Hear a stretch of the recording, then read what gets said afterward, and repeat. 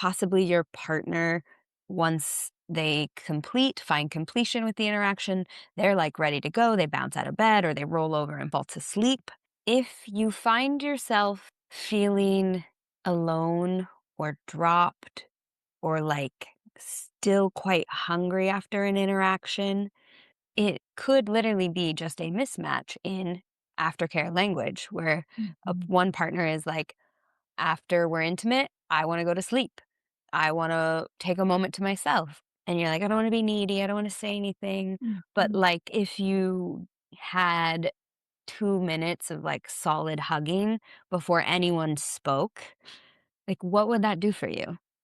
What are your tenderest parts asking for after being so open with another person? This is Erotic Reclamation. Space where desire isn't shameful, boundaries are a turn on, and curiosity is welcome wherever it leads. I'm Nicolette. And I'm Carrie. And we're here to have honest conversations about sex, kink, relationships, aliveness, being in a body, and all the weirdness that entails, and pleasure that heals. Because these electrifying, liberating, ecstatic, but misunderstood parts of the human experience are too good to hide.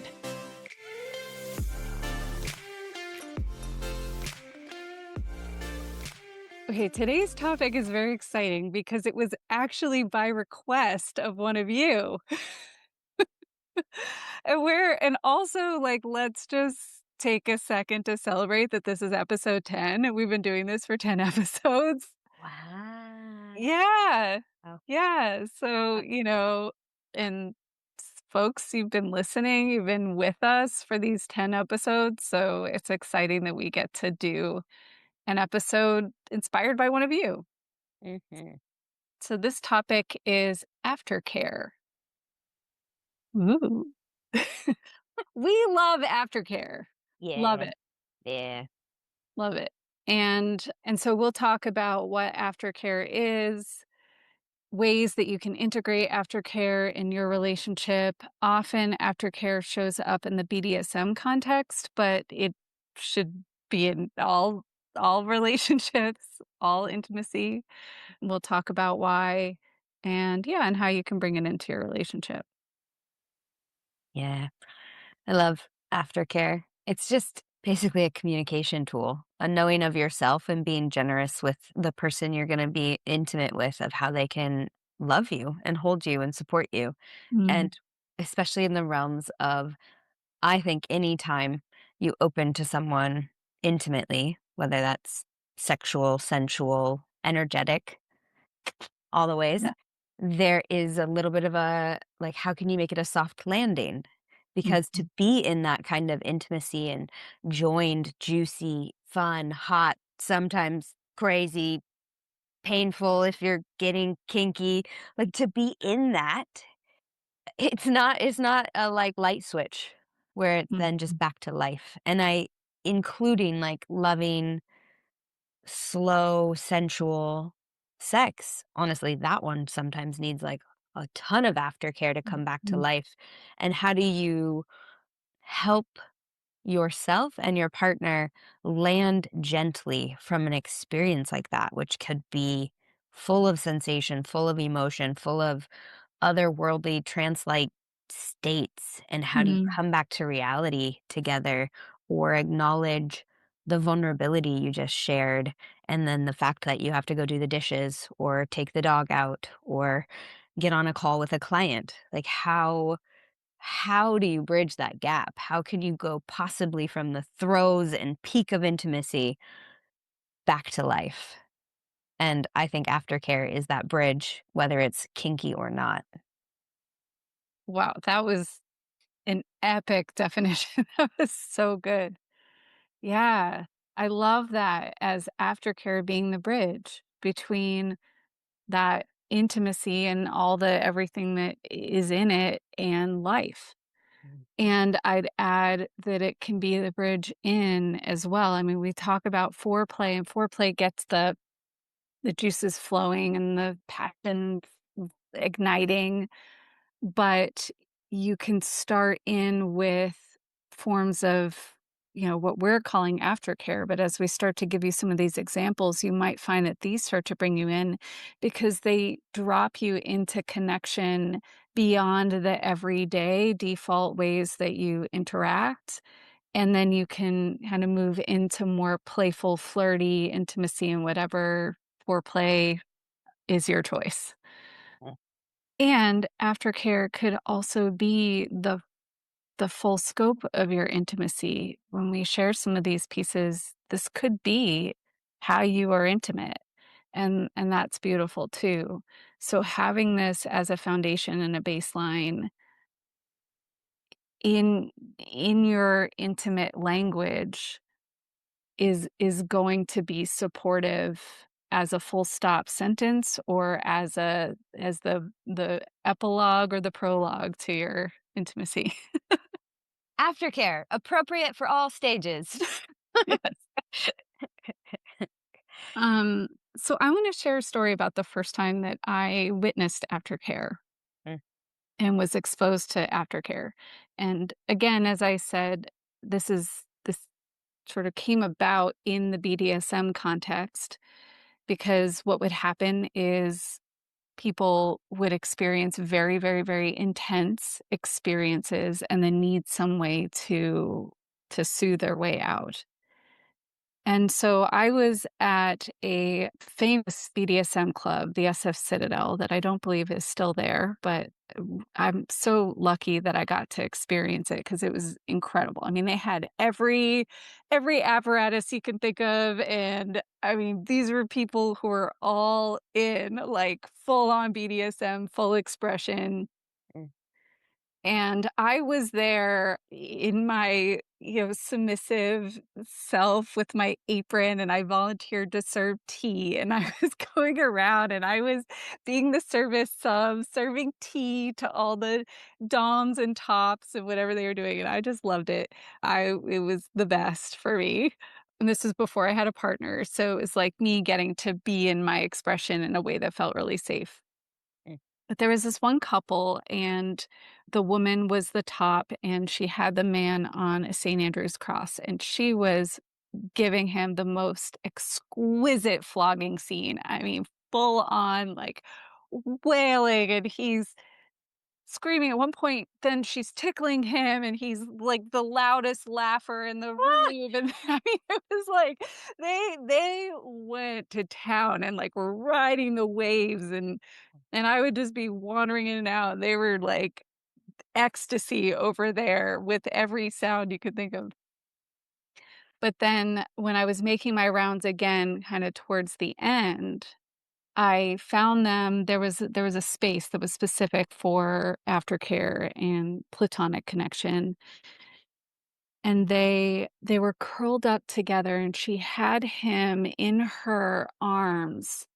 And mm, he was just, like, burrowed into her, and she was caressing his hair and kissing him, and he was kissing her, and they were loving on each other, mm, and it was so beautiful. It was, like, so beautiful to witness. They were so sensual, and they were whispering things to each other. I don't know what they were saying, but, like, little giggles were there, like, it was beautiful. mm, And to see that that kind of connection was possible was that it was like that mm. I want that. Yeah. Yeah. It's really cool to get to witness the after of a scene and not just a scene. When you think about being in like a group sex space or if you go to a dungeon, you want to try something new, you just think about seeing the scene itself Mhm. and like how generous for you to even be like for them to be doing aftercare in a way that people can even see and witness the deep care, which is the through line, right? Mm. In scenes, there is care throughout, even if they look intense and crazy and full of tickling and pain. But it's like, oh, that sweet texture is like the underlying note for the scene, and then it gets like full expression. And really cool that you had that experience of getting to witness and be like, "Oh, this is aftercare." Yeah, Yeah. yeah. I was, like, sold. I was like, "Okay, aftercare. That's it. I'm all in for that." Yeah. And knowing that that's there makes it possible to have these other experiences that will, especially in my BDSM dynamic that, like, take me to such peak places and sometimes scary places and places that push my edges and where I don't know, like, am I gonna make it on the other side? Um, yeah, I mean, there's so much to say about subspace too. I had all these thoughts coming in around subspace, but yeah, there's that too. Like, you can go to these places and being able to come back to earth through connection is vital. I think about the space you and I create for couples a lot of time, or even singles, but especially couples, where you wanna try something new or you wanna try something risky. And it's vulnerable. It's Mhm. vulnerable. Both sides of the equation if it's something kinky, giving, receiving, even if it's not in the realms of kink, it can be so vulnerable to try something new. And that's where I think aftercare, like, really shines, is if you are not in one of our dope spaces where we're there to answer your questions afterwards in case things go weird, you can set it up in a way that you and your partner both come back to like we are agreeing we are going to end with connection no matter what happens in the messy middle. And that's the thing that I think is so cool about aftercare is it is an agreement. What does my nervous system need to be a yes to step into this risk with you? And Mhm. that's where if you're super honest about it, like, I actually my favorite, hands down favorite aftercare is debriefing. Ah, I love that. It is just my favorite because I love living in my mind, as I've mentioned a lot. I love my mind. I absolutely love my mind, and moving into my body has been an amazing and sensual experience, and to come to a place of familiar being able to go into my mind in a way that's not bad or wrong or not welcome and is agreed upon, and I can have shared reality with the other person, that meets my very specific flavor of like, if I'm going to take a risk, I'm nervous if we're on the same page.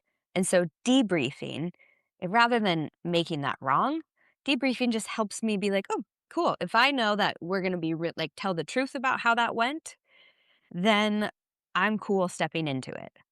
And so you will find your way with different types of aftercare. And obviously, like, I don't necessarily need that if I'm just having like loving, connected sex with my partner. I don't need to debrief. That said, we still do quite often. Mm, It also just helps me, taking us on a tangent, it helps me, like, stamp in the victories and, like, mm, remember moments because sex can be so in the body and so in the moment that you get to the end of an encounter and it's like, "Whoa, what all even happened?" Like, if mm, it's mm, kinky or not, it's like, "Oh, remember that moment," and it's like savoring the mm, moments and, like, replaying them like a highlight reel.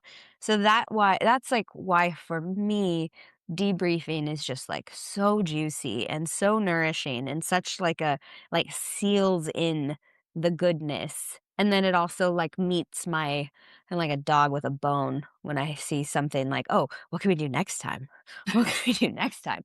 And it gives that dog a tiny little bone, and it's like, "Just be here now, and if you wanted, this is what you could do next time." You're, like, making my mouth water with debriefing. Debriefing. So great. Well, and I think what I really love about that is it's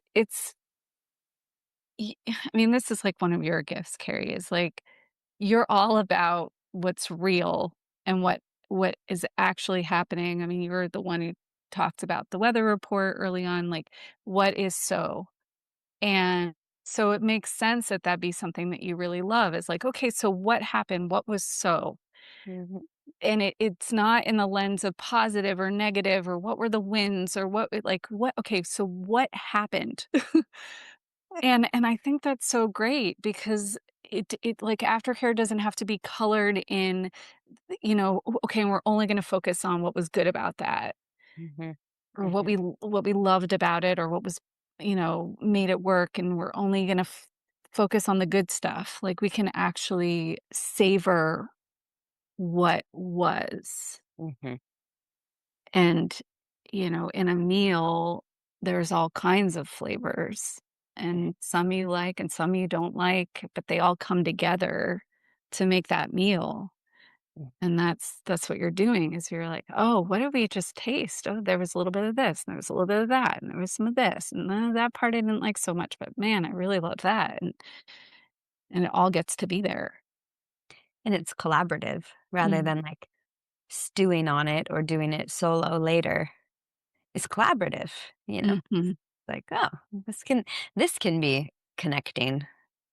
And I Yeah. that's, like, the heart of aftercare is can it be connecting, even if that's, like, connecting people to themselves, but you guys are doing that together or in an agreed upon way. Yeah, and there's no wondering like, "Well, okay, I had a great time, but did they?" Yeah, yeah. I could talk about debriefing forever, but Okay, so, well, let's start to go into some different types of aftercare. Mhm. So we can talk about it high level, but it helps to actually get down to the nitty-gritty. And I loosely group these into the love languages because that's a way in that a lot of people have access to. So cool. So you have physical touch, quality time, words. Typically, it's words of affirmation, though we're going to include debriefing in there. So words of reflection, Words. words, gifts, and acts of service. Mhm. So starting with physical touch, this one is probably the one that's most easily accessible, or the one that most people think of when they think about aftercare. It's the one that I would see the most when I'd witness it. It seems like oftentimes aftercare includes some aspect of this, though it doesn't have to. And that's why we're separating these things out. But we're going to start with this one because it probably is the most familiar. So, physical touch could include cuddling, light touching or caressing, hair stroking, kissing, can be gentle kissing, can be passionate kissing, can be on the mouth, could be anywhere in the body. Massage, that's a common aftercare, or even just like gentle caressing or rubbing. And then there's the level, like if you've been being intimate purely with yourself, or you've been intimate with another person and you want time to yourself, you can also do physical touch in all of those ways. You can caress yourself, massage yourself, cuddle yourself, but you could also cover yourself in a soft blanket, put on cozy PJs. That's like, wrapping yourself in a hug of fabric, bath or shower, a beauty routine like washing your face. So that's all physical. What do Mhm. you got, Carrie? Thinking about especially with physical touch, there can be a little bit of an assumption with aftercare, so I'm gonna do a little if you find yourself feeling alone or dropped or, like, still quite hungry after an interaction, possibly your partner, once they find completion with the interaction, they're, like, ready to go, they bounce out of bed or they roll over and fall to sleep. You might be craving physical components of aftercare, and it might seem silly to be like, "I have to ask to be cuddled after we're intimate," but it could literally be just a mismatch in aftercare language where Mhm. one partner is like, "After we're intimate, I wanna go to sleep. I wanna take a moment to myself. And if you're kind of like, "Oh, I feel like they abandoned me after intimacy," there may be and it could be any of these for sure, there may be a physical touch aspect or kinda goes into the next one too, but just checking with yourself, like, oh, that, like, feeling of, like, someone gives you a hug and it's not quite long enough, and you're like, "I don't wanna be needy, I don't wanna say anything," but, Mhm. like, if you had 2 minutes of, like, solid hugging before anyone spoke, like, what would that do for you? Physical touch might be your aftercare love language. Mhm. I love that. Yeah, and what's interesting for me is I've talked about on this podcast, I'm not a big touch person, but actually physical touch is one of my key aftercare love languages. Interesting. Um, I know, isn't that interesting? It's like it's not the same as, like, my typical love language, but yeah, like, I like to cozy up and curl up and be cozy, and if my dom husband isn't game for that, I put on a weighted blanket or cozy up in a blanket, like, I love to wrap myself, um, but yeah, or, like, little kisses or caresses or pats, is a big one for me. So, yeah, it's very interesting what you can discover when you Yeah. start to really look at this stuff. Yeah, I like that offer for, like, if your partner is not able to give it to you, like, they can still give you, like, they can put the weighted blanket on you or, Mhm. um so just so many creative ways to do this Yeah. that honor both people's needs. And aftercare is all about care. It's Mm. about the fact that you do like this person to some degree enough to have agreed to do something after you meet them in the realms of intimacy, you know? Some people, side note, some people, the aftercare is like, when this is done, it's done. That can be aftercare. Mhm. Mhm. And you will get Love that. support from your girlfriends. You will get support from going out in nature yourself. You Pet. will yeah, like, you will go do whatever you need, but then when it's done, we, like, salute and then peace out. I mean, I like more of a connective one, but, like, throwing it out there with agreement, that is not problematic. Mm. It just gets in the realm of, like, problematic when there are, like, mismatched expectations of how you end intimacy. So, So, yeah.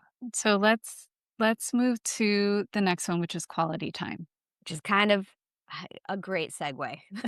It How is. long do you want your aftercare to be? 30 seconds? We're done. 5 minutes? With or without touch? All of these can be layered in. So we're talking about different ones, but they can be layered on top, like the Yeah. time spent in touch. Ooh, this has one of my favorite, like, Mm. laughing. I love laughing. Yeah. Yeah. Laughing together is a beautiful way to aftercare, and it creates Mm, quality time. mhm, mhm. It's a quality shared connector. And that's enough, like, laughing together can be enough. You could just laugh about what just happened, and that is quality aftercare in and of itself. Yeah. Some other options, these can be together or separate. You can do these alone or with your partner, or partners.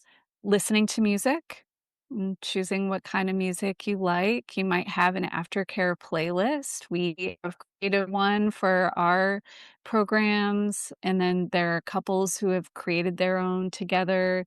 But having an aftercare playlist is really great. Again, whether it's just for you putting on your headphones and listening to music or something that you do with your partner.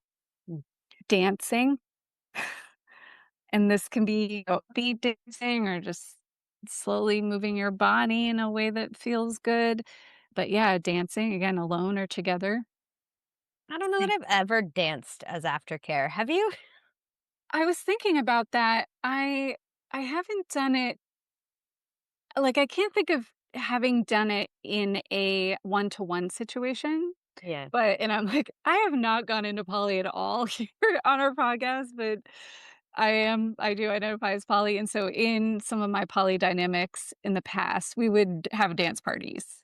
That makes sense, like, Yeah, more group energy, and then yeah, it's just kinda like, "Alright, let's bebop it around." yeah, Okay, because 'cause I'm yeah. like, I can't help but, like, fuck, man, if you wanna jumpstart to laughing, if you're just, like, one-on-one and you just get up and start fucking twerking, your partner is probably gonna laugh their ass off. So, yeah, Yeah, helpful to see, like, what context because there's some aftercares that are more suited for certain experiences, yeah. and you'll play around and figure that out, but But I have done, dancing leading into mm, intimacy. mm, That's been a lead mm. in the past for sure, and during. I like dancing, I'm a dancer, Sure, so, you're a like dancer, yeah. yeah. Yeah, yeah, fair Um, enough. yeah, and then going and dancing, like, I've gone, after, for example, after, like, morning intimacy, then, like, gone off and gone to dance class and danced it out. So, Yeah, okay, yeah, or, like, if you have intimacy in the evening and then you guys go two-stepping later, that's a yes. Texas yeah, where you're like, "Okay, okay, moving the body." Yeah. Mhm. Singing. So, like, this is a great, like, shower is coming later, but, like, singing in the shower, singing at the top of your lungs, singing about how great that was. Sometimes a song comes in your head, so singing together, singing, separately, that's a great aftercare. Or humming or, like, a little sweet I've done, like, little sweet, like, lullabies Mm, for my partner that did wanna go to sleep after intimacy. I would sing little songs to them, and then that gave me that quality time and that connection while they got mm, to drift off. mm. Um, watching TV or movie, this is a pretty common one, like, let's put on a show that we both like, and often it's like, let's cuddle up and watch it or Great British Bake Off, may I suggest? Delightful.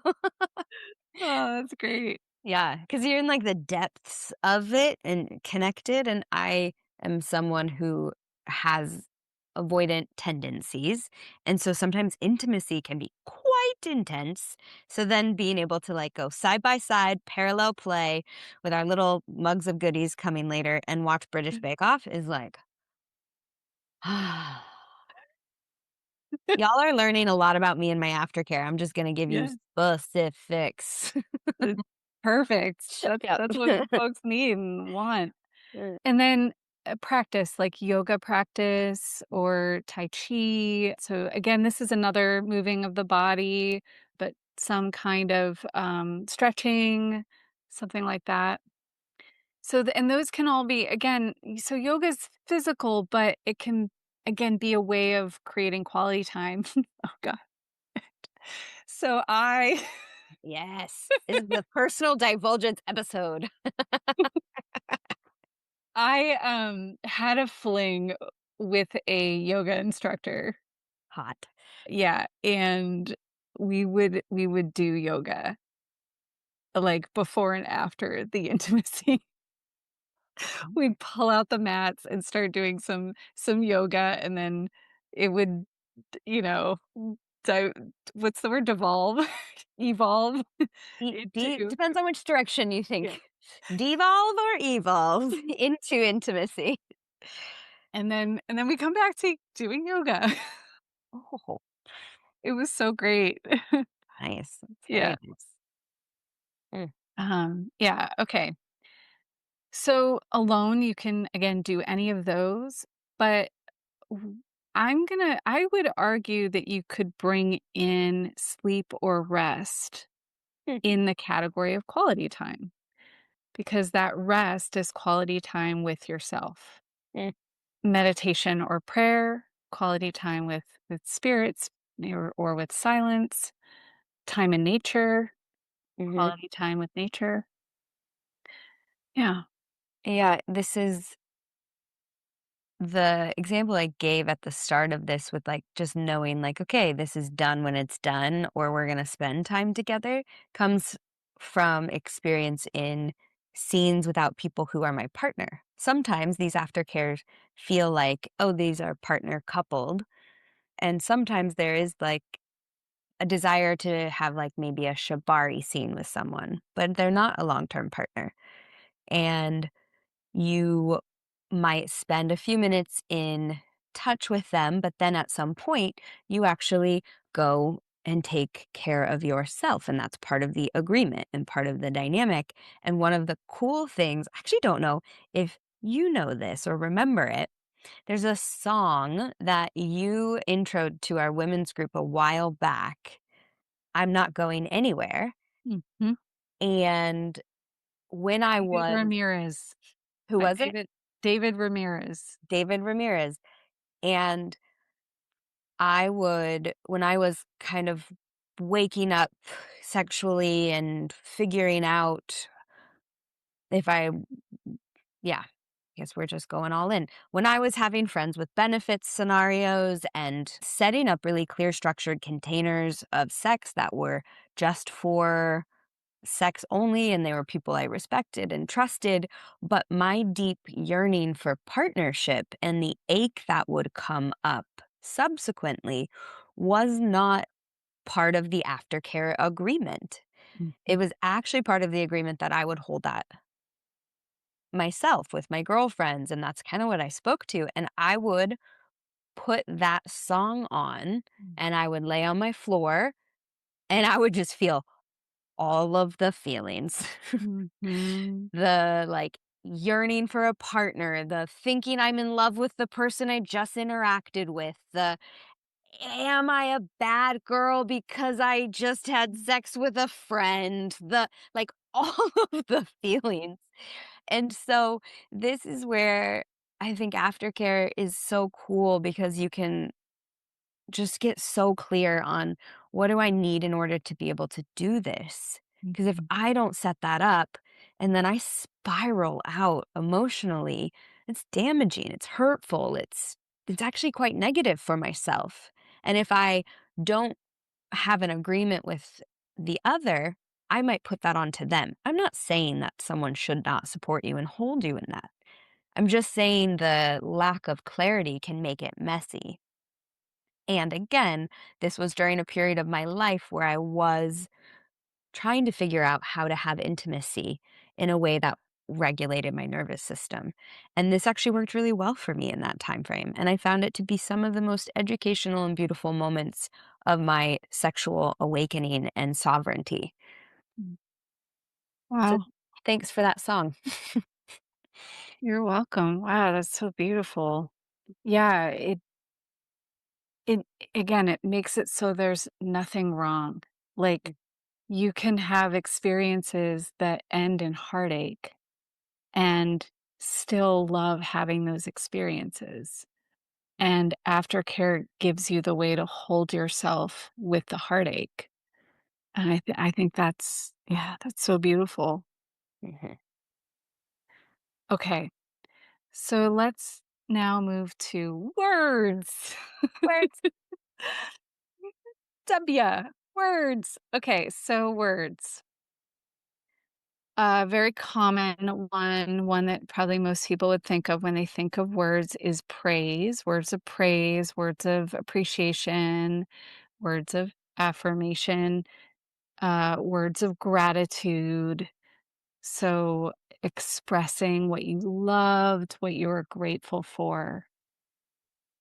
And then there's the debrief, as Carrie brought in, was talking about what happened, and it can also be debriefing things that were challenging, what you would have wanted more of. That's a structure that we've learned when we were studying with John Wineland, and it's kind of been passed down through the sexual polarity realms. You'll hear this like what I loved and what I would have wanted more of. And I think what I like about that is it's not, I keep saying I think what I like about that.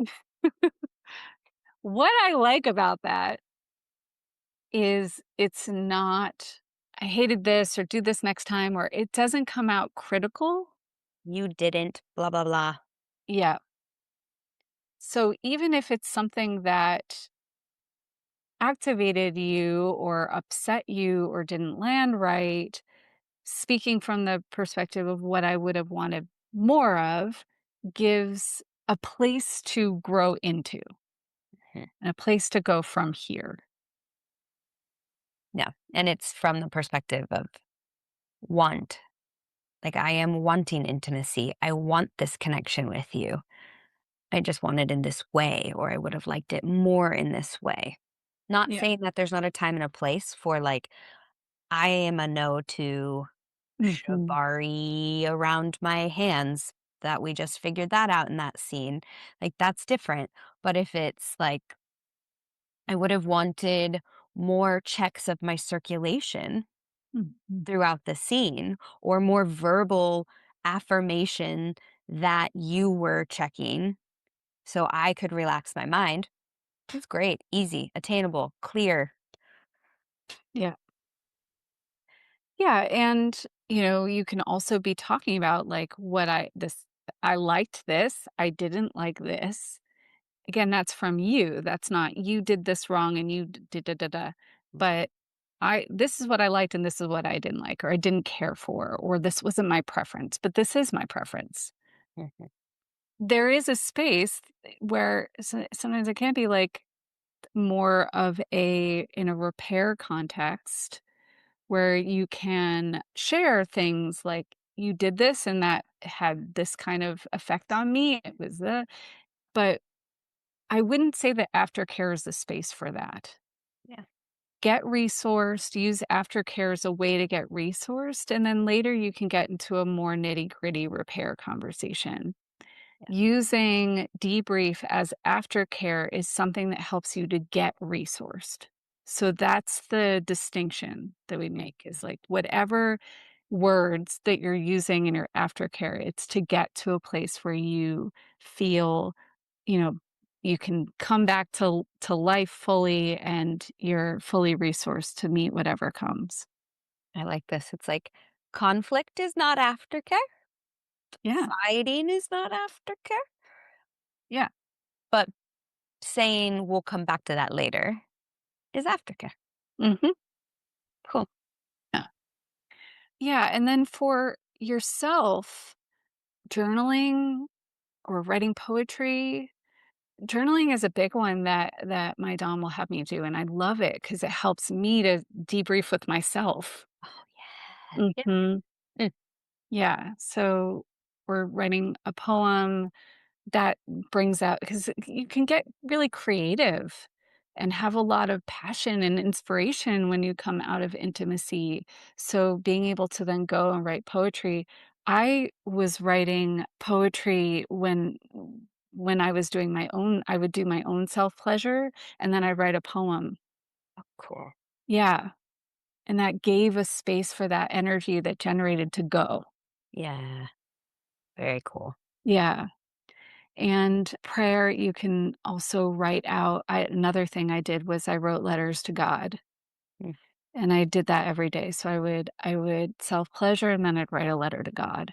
mm, And that gave a space, because for me, intimacy is very spiritual, mhm. connect to something greater than myself. I feel devoted to something greater than myself. So that again gave a place for that to go, where I could express in words.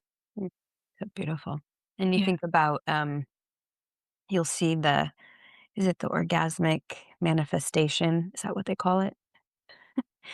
You know what I'm talking Oh, about? yes, yes. Yes. Yeah, yeah, yeah, yeah, yeah. That's what they Yeah. call it, I think. Is Yeah, it just that? And I think so. obviously, I'm not well versed in it. To each their own, but I that kind of reminds me of it. Like, what do you do in that energy of Mm, your fullness and your pleasure? What is then an expression of your devotion or relationship to spirit, or like heart's deepest yearning, and you ask or yearn or long for it in that space, and it can be a really powerful, beautiful experience. yeah. Yeah, and again, any of this can happen together, so you could both go into journaling, you could take notes together on what happened, you could both write a poem, you could pray together. Yeah, whatever feels like it's, connective and aftercare Mhm, for you. mhm. So now we'll move into gifts. Treats! Everyone hates the gifts portion of well, not everyone, the people who like the gifts portion like it, but Yeah. there's all this judgment around the gifts portion of love language, and it's easier for me to metabolize when I call it a treat. Okay. So the treats, The treats. common treats that you'll find in aftercare are snacks. Mhm. Snacks of all kinds, chocolate, hot or cold beverages, little, uh, like Chex Mix or, savory snacks. Mhm. Cheese, I like cheese. Aftercare cheese. I kinda get it.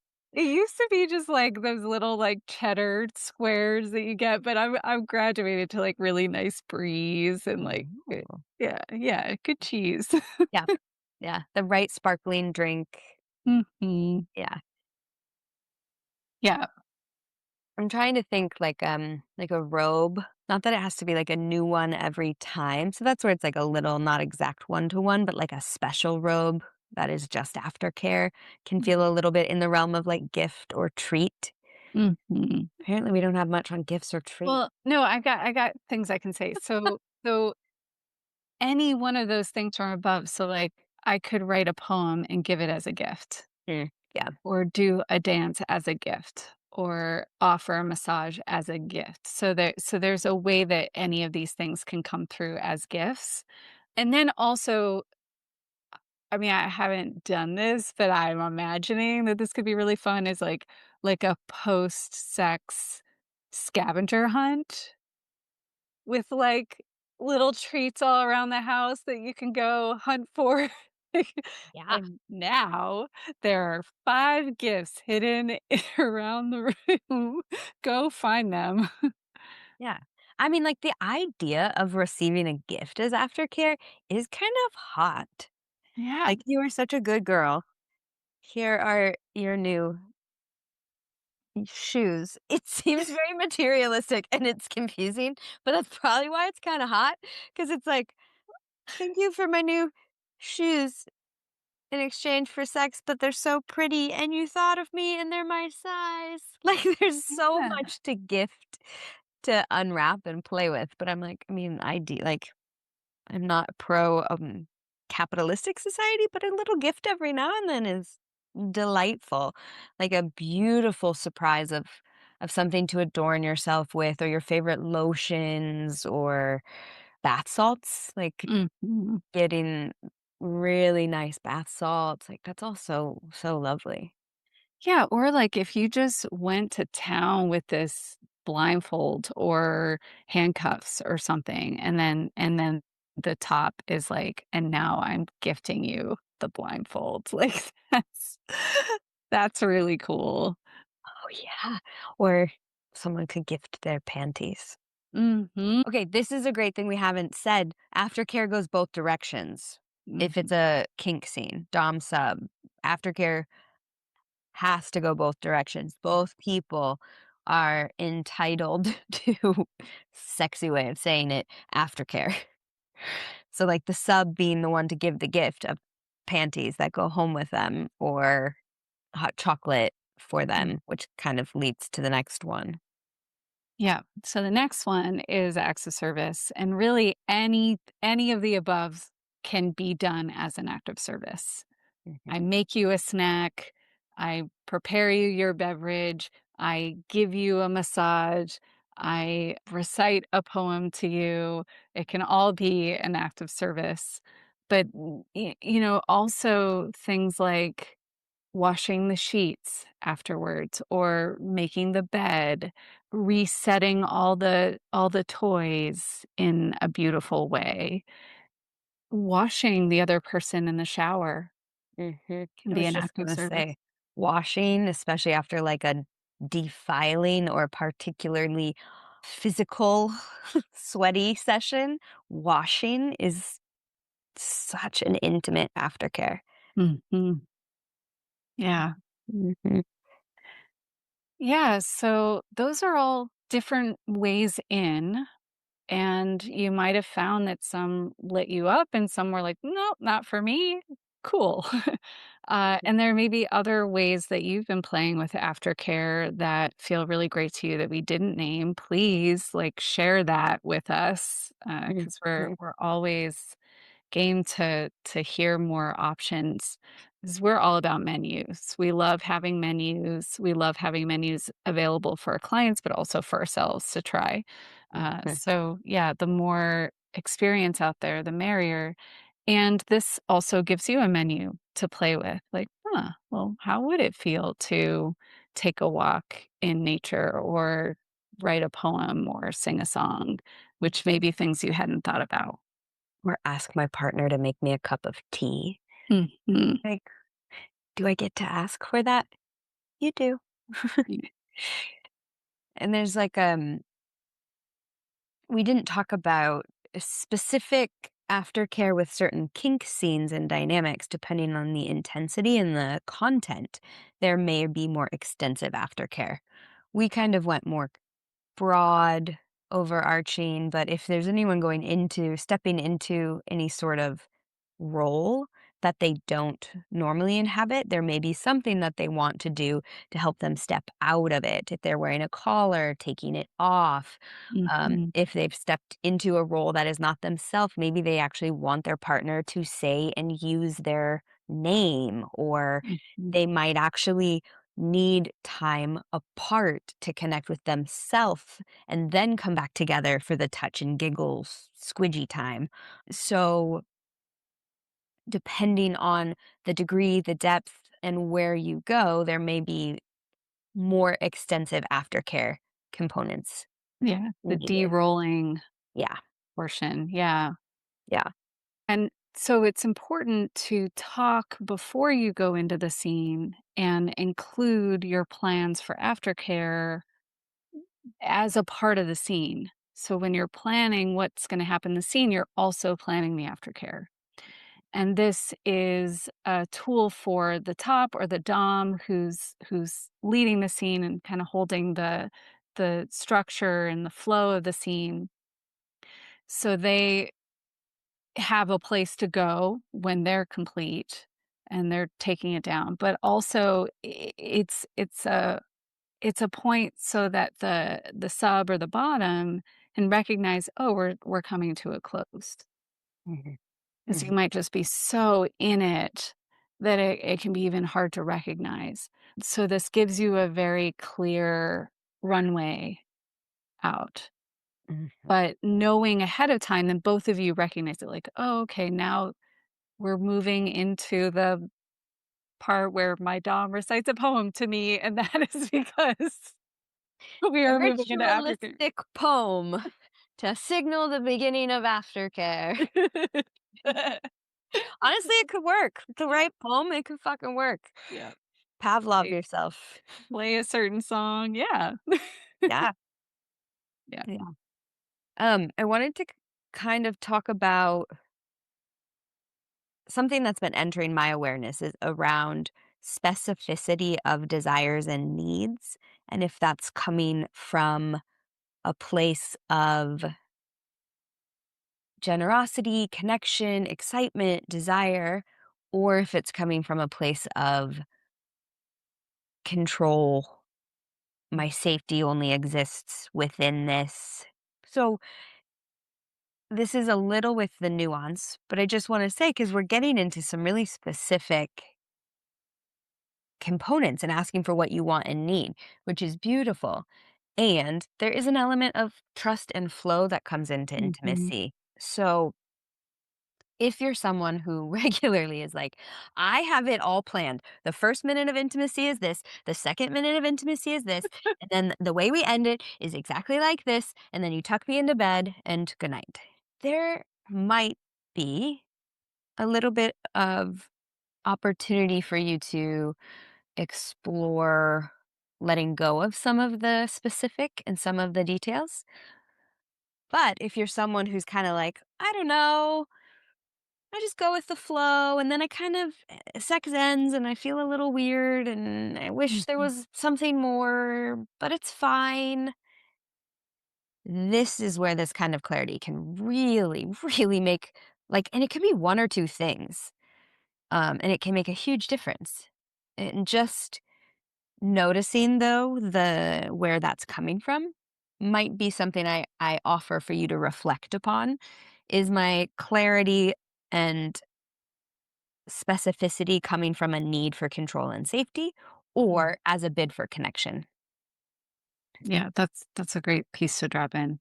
Because I did this very much so as a way to keep myself safe Mhm, in intimacy and also keep myself distant. That's not bad or wrong. Like I said, there were times in my life where I was exploring kink with people who were not my partners or energy sex with people who were not my partners. And I did need something in place so that it didn't make me feel uncomfortable or spiral out. Was that me avoiding intimacy at times? Absolutely. But was that person available for intimacy at that time? No way. mm, So there's like not a right wrong with it. Again, just more of the awareness of, am I doing this to avoid my feelings, to avoid being intimate with myself, to avoid being intimate with someone who wants intimacy with me? Or am I doing this as a way to hold myself, as a gift to myself, as a gift to my partner so that they know how to hold me? And so mhm. that's the deeper reflection layer that I would invite you to explore as you're looking into this.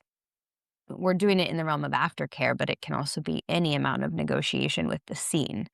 But it feels specific with aftercare because I'm like, oh, I really clearly used this to avoid intimacy in some regard. I still probably would do it the same going back in time. And I wasn't aware at that time that's what I was doing. Yeah. Like, if I tell you exactly what I need, then I don't have to be with a minute of extra messy or heartache. Mhm. Oh, yeah. Yeah. Hmm. Hmm. There's the rub. Yep. Yeah, totally, Yeah.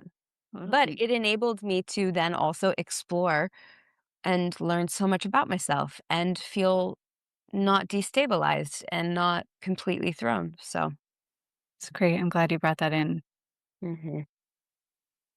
Something I wanna bring in from my own experience is because my dom and I don't de-roll and we stay in our dynamic 24/7.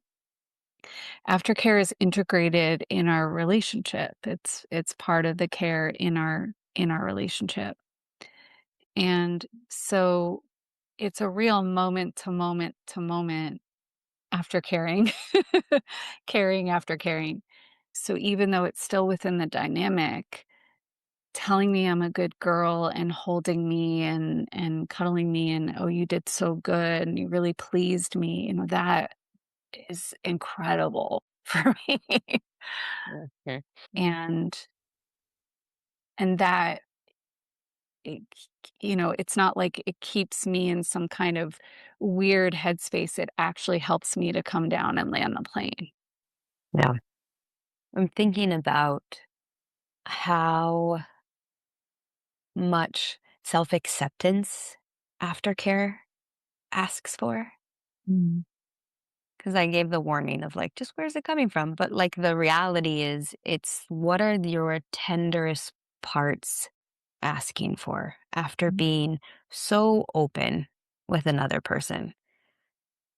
And the degree of acceptance of what is so, this is not the place to try to be different than you are, mhm, to like, oh, I'm just needy and I need validation. I don't need to keep doing that. It's not that space. It's basically how can you like love on your most sensitive mhm, parts that usually are a little more protected when you walk around the world, but when you get intimate, that armor comes off and people see these parts. mhm. And it's like, how do you love yourself enough to let someone else love on those parts too? Yes. Yeah. And that's like the true acknowledgement of what you actually need to feel cared for. Mhm. And it doesn't have to be what makes sense in a full relationship dynamic. And it doesn't have to be what makes sense with the career you have in the world or the gendered body you have. It doesn't have to be anything that exists within like societal norms, because in that little sphere or bubble, it's just whether that's with yourself or with a partner, but it's just what is the tender parts of me that I don't normally Mm. give as much airtime? How can they be loved on? Yeah. Because it's like, and I'm going to speak even to people stepping into dominance that maybe isn't their natural Mhm. preference or essence, but their partner really craves that. How can you, in aftercare, let yourself and your insecurities be loved on? Like, copious amounts of praise, like, especially because there's this holding and this confidence and this guidance. If you need to melt and be a puddle as well, like, I just really see it as a space of generosity and loving up on each other's tender Mm. spots. Yeah. And like trusting what it is that you really need for that. Mhm, There's no shame in needing some space. There's no shame in needing to become a puddle. There's no shame in needing someone to, ritualistically wash you. mhm. To hold you while you cry because Yeah. you touched something. Yeah. And so, an indicator you might want to explore aftercare conversations more is if you leave intimate moments feeling a little incomplete. Mhm. If the sex was great, but there's still a little like, wait, what? Like a little more need. I do this motion. That's how it is for me. It's a little like my fingers are kind of like grabbing for something a little. And instead of shaming that there might be a little grab, it's like, okay, oh, I need something. Mhm. Doesn't mean that person has to give it to me. It may be me who gives it to me, but can I be super truthful about the fact that some part of me is like, ooh, we need something. Lay on the floor and listen to the song. Yeah. Call up a girlfriend. Ask that partner, next time we do this, can we lay in bed 5 more minutes? And so if you find yourself being super satisfied with the sex, the intimacy, but then feeling like there's more or something else, aftercare might be a place for you to look. Yeah. That can be immediately after the sex and or a day after, many days after. I especially if you're in a dynamic in which you're not physically together, you're not living together. I Mhm, need you to call me or text me to check in 24 hours later. In my relationship was long distance for a majority of it, and it was heartbreaking for us because 'cause we'd leave just feeling so close and connected, and our intimacy would just heighten, and we were all loving up on each other, and then as soon as we were apart, it was like everything dropped, and for both of us, it wasn't like either one of us was dropping the other person, it was the closeness wasn't there anymore, mhm, and so both of us realized we needed more, and we worked with that in our own ways, each taking responsibility for making sure that that connection stayed in the way that felt right for us. mm, mhm, yeah. Hmm. Probably more to be said on aftercare, but I feel like Mhm. that's a pretty good starting spot. Yeah, yeah. And we, of course, dive into this even more in our programs. We always include aftercare. It is a nutrient that is vital to any intimate moment, so we always include it. We even include it in our when we guide like a solo practice. There's a portion of aftercare Mhm, to really make sure that there's that self-resourcing that comes. mhm, So coming to really know that for yourself becomes valuable for any situation. So you could aftercare yourself after a long day of work or after a difficult phone call or after a particularly hard experience, for example. mhm. Take care of yourselves. Yeah. Yeah, and each other. Yeah. Take Mm. care. Thanks for listening to Erotic Reclamation. If this episode did something for you, Turned you on, made you think. made you feel a little less alone, subscribe, leave a review, Share it with someone who needs it, and then come back for more. because you get to want more.